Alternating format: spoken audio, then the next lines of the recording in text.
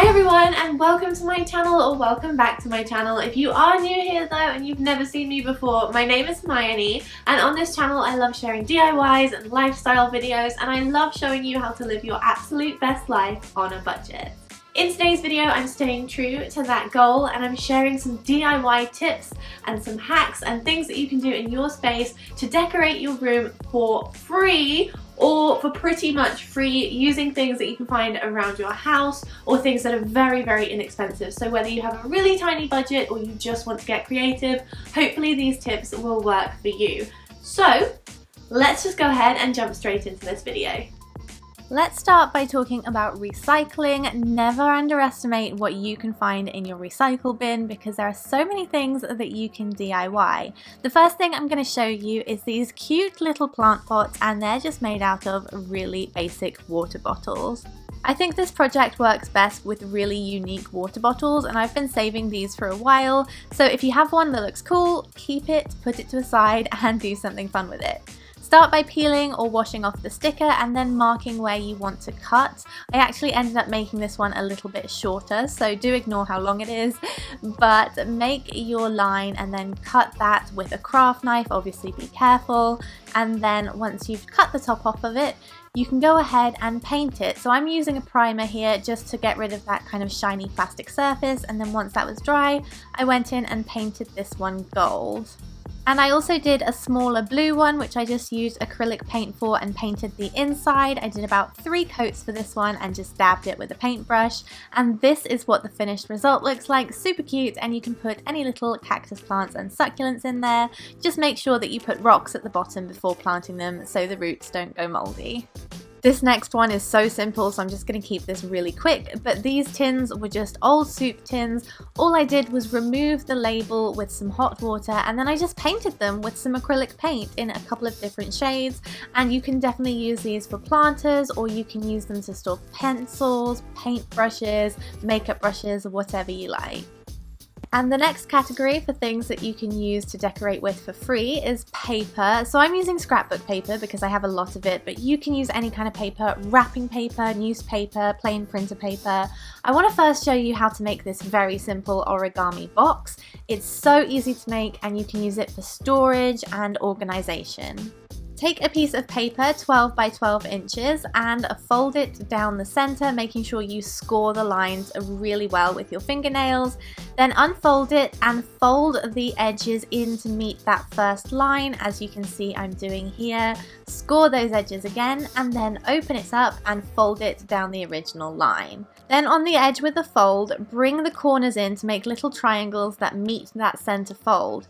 Do this on the other side too, but only take the top layer of paper as I'm doing here. Then at the bottom, where the top of the triangles meet, you want to fold this up and score it in a straight line. Do the same for the top as well. Turn it to the side and then push the paper up in the center where that line is and fold it upwards so you kind of have what looks like a house.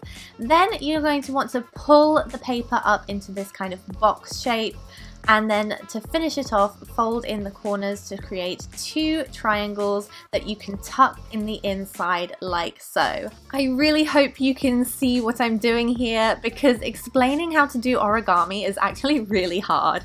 But this is the final result, and this is what you get from a square piece of paper, but if you made it with a rectangular piece, you would get more of a square box.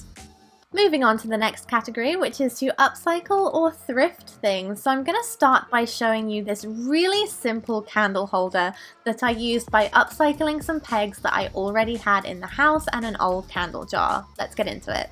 So you'll need to start by taking apart some pegs. This is so simple. You just pull them apart to the side and get rid of that metal piece that's in the middle.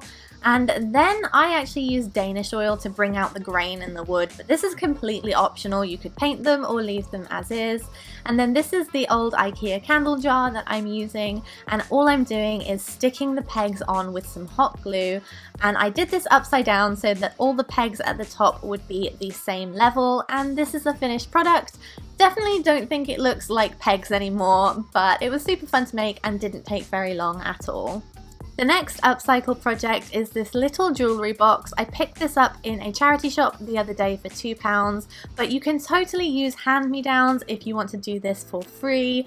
I just wanted to show you how easy and simple it is to turn something that's not super cute into something really personalized and that looks great in your space. So let me show you how I did it very quickly. I started by giving the box a sand with some sandpaper. I used quite a medium grit kind of sandpaper. It was already painted, so I just wanted to kind of get rid of that top layer of paint.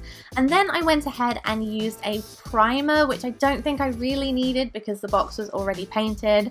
So I just went in and did that. And then on top of that, I used a vintage chalk paint in this gorgeous blue color. I did about 3 coats, and when I was painting it, I made sure that the strokes of the paintbrush went in all of the same direction. For the inside tray, I just painted this gold with a spray paint, and then I decided to add a little handle, so I marked the center of the box and used these 2 beads, which I super glued on to make sure that they had a really tight seal, and then I just placed that in the middle of the box and let it dry for a good few hours. This is the final product. So easy, so cheap, and you can do this with any kind of hand-me-down that you might be given as well. Moving swiftly on, you can repurpose some of your clothes in your bedroom. So the first thing I'm going to show you is how to cover a pillow. You might recognize this cushion from one of my old videos. It was like a DIY budget Poundland video.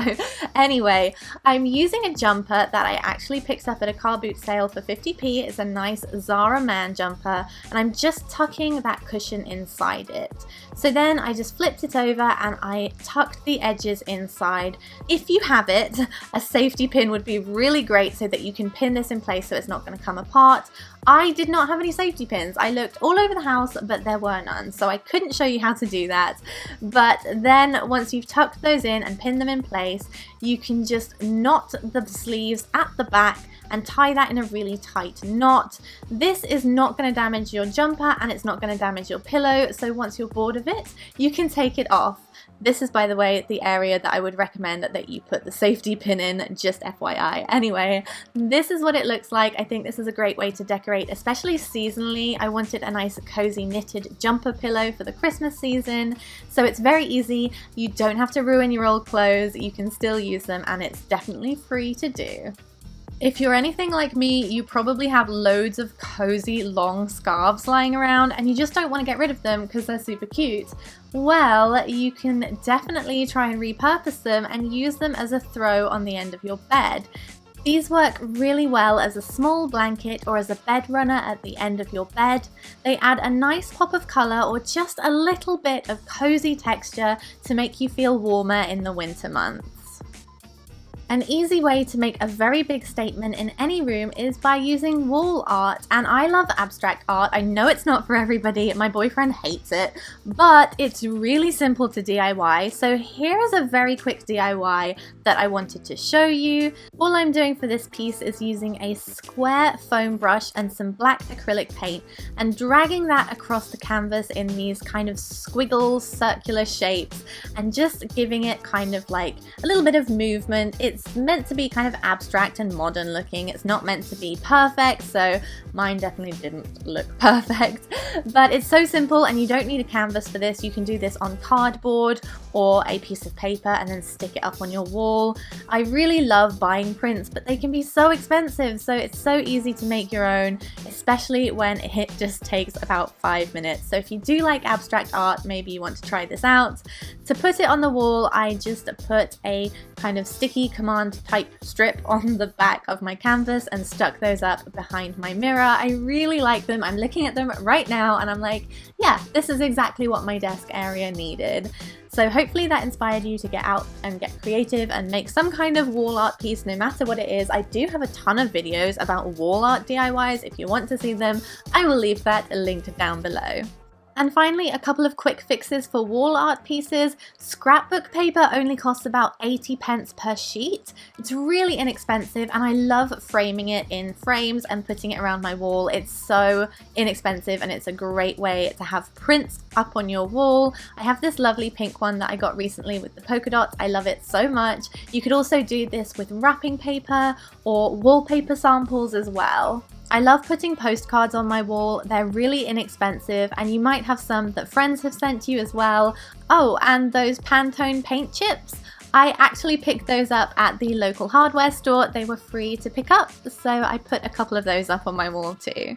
So that's everything for today's video. I really hope you guys enjoyed it, and I hope it motivated you to get a little bit more creative in your space. Whether your budget is really small or really big, you can do so many fun things, and you can definitely make your home feel a little bit more cozy and unique. So I'm going to leave it at that. If you did like this video, don't forget to drop a thumbs up in that little thumbs up box thingy down there. Let me know that you like it, and leave a comment down below if you make any of these things. I'd love to hear back from you, and I'll see you guys next time. Bye!